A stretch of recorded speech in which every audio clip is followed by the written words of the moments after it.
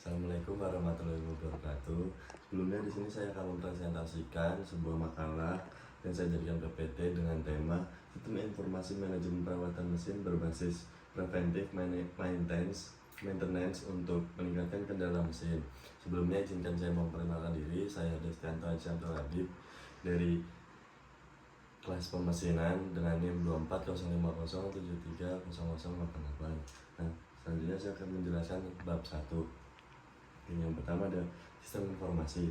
Sistem informasi merupakan sekumpulan komponen yang saling terintegrasi untuk mengolah data menjadi informasi yang berguna bagi organisasi.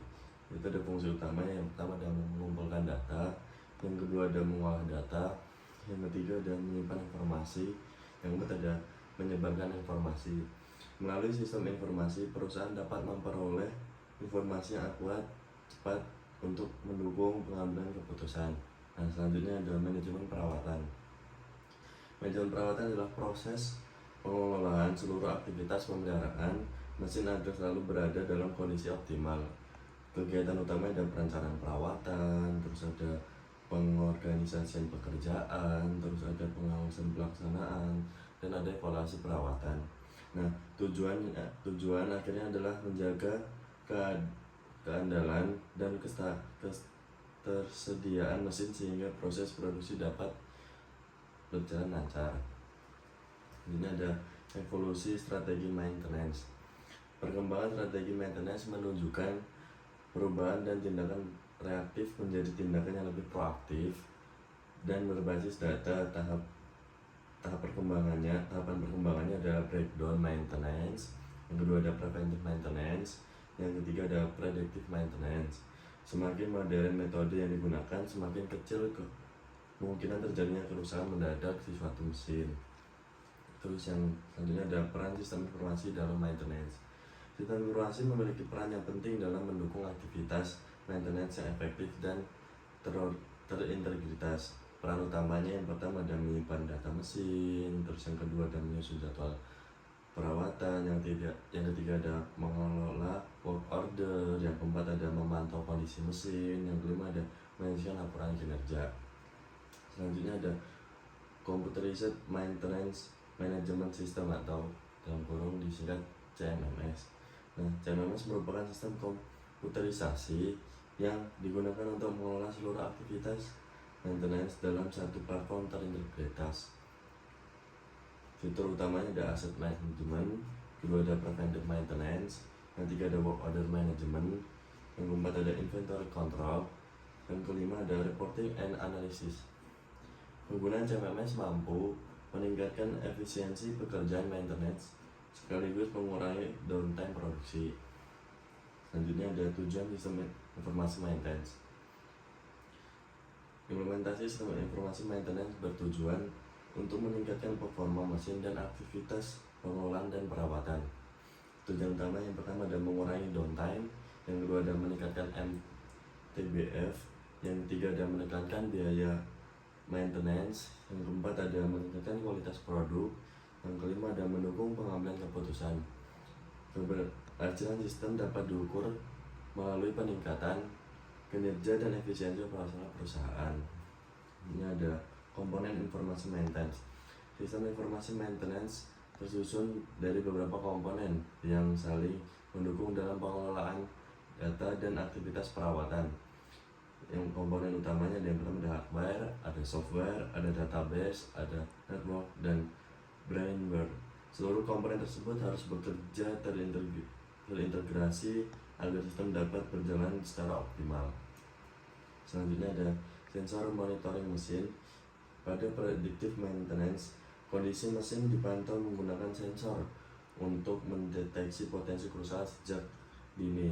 Data yang diperoleh sensor akan dianalisis untuk menentukan tindakan maintenance yang terjadi. Selanjutnya ada bab 2. Nah, bab 2 ini struktur sistem informasi maintenance. Sistem informasi maintenance modern umumnya menggunakan konsep 3-tier architecture yang memisahkan fungsi, tampilan, proses, dan penyimpanan data. Kita ada komponen utama ada presentation layer, yang kedua ada application layer, yang ketiga ada data layer, yang keempat ada integration layer. Struktur ini membuat sistem lebih mudah dikembangkan dan dikelola. Kemudian ada integration layer. Integration layer merupakan lapisan yang menghubungkan sistem maintenance dengan berbagai sistem yang lain digunakan di perusahaan. Komponen utama ada API Gateway, terus ada Message Gateway, yang ketiga ada ETL. Contohnya ada REST API, ada RabbitMQ, terus ada Apache Kafka. Nah, melalui layer ini data mesin history, perawatan dan data spare part dan data downtime dapat disimpan serta diakses secara terpusat. Selanjutnya ada database layer. Nah, database layer merupakan lapisan yang bertugas menyimpan, mengelola, dan menjaga keamanan seluruh data maintenance yang digunakan oleh sistem. Nah, komponen utamanya itu ada RDBMS, yang kedua ada data warehouse, yang ketiga ada file storage. Contohnya ada MySQL, terus ada PostgreSQL, terus yang ketiga ada Oracle database. Melalui layer data mesin, histori perawatan, data spare part, dan data downtime dapat disimpan serta diakses secara terpusat. Jadi ada application layer. Application layer atau biasa disebut business logic layer berisi logika bisnis yang mengatur seluruh proses maintenance dalam sistem. Yang komponen utama itu ada scheduling, ada work order, manajemen, terus ada notification system, yang keempat ada dashboard KPI.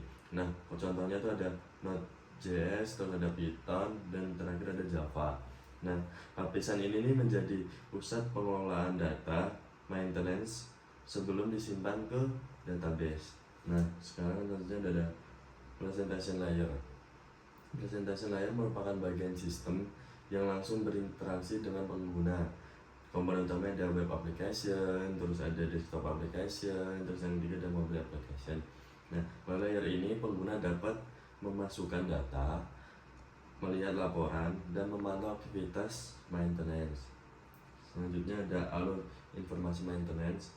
Itu data maintenance mengalir dari level operasional menuju level manajemen untuk mendukung pengambilan keputusan. Setiap level memanfaatkan informasi sesuai kebutuhan dan tanggung jawabnya. Itu yang pertama itu status work order biasanya mengikuti alur. Yang pertama ada created, terus ke planner, terus ada schedule, kemudian ada in progress, terus complete, terus ada verified, dan yang terakhir ada close. KPI maintenance. Kinerja maintenance dievaluasi menggunakan indikator yang terukur dan dapat dipantau secara berkala. Komponen KPI itu yang pertama ada MTBF, yang kedua ada MTTR, yang ketiga ada availability, yang keempat ada OEE, yang kelima ada PM compliance. KPI digunakan sebagai dasar evaluasi dan perbaikan sistem maintenance secara berkelanjutan. Nah, sekian yang bisa saya presentasikan. Terima kasih.